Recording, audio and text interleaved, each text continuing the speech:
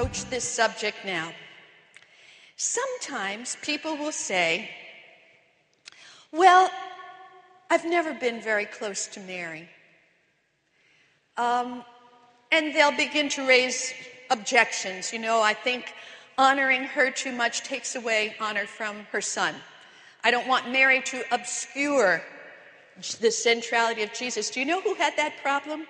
John Paul II. Before he was John Paul II, that is.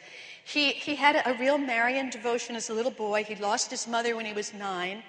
As he got a little bit older, he tells this in some of his writings, he said that he had this kind of concern that if he gave too much attention to Mary, it might take away from his devotion to Jesus.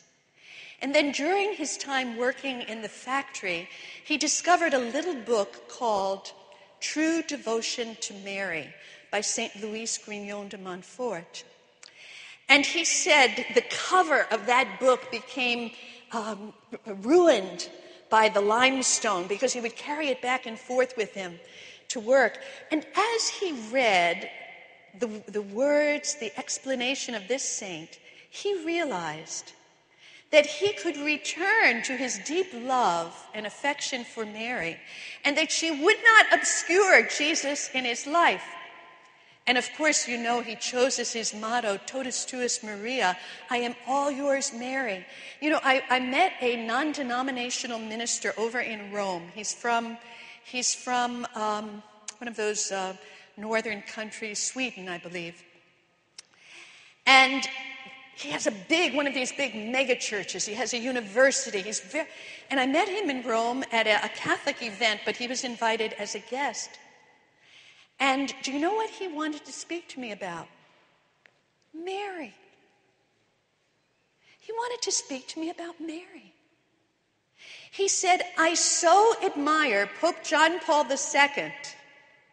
And when I saw that his motto was, I am all yours, Mary, and when I saw at the same time how passionately he loves Jesus Christ and how he is evangelizing all over the world, I said, I want to find out his secret. And this non-denominational minister started to read all the great saints on Mary. I started to mention to him books like The Glories of Mary by Alphonsus Liguori. Got it in my library. True Devotion to Mary. Got it in my library. There was nothing I could mention to this non-denominational minister about Our Lady that he hadn't read. Why? Because he saw in the life of John Paul II this tremendous entrustment to Our Lady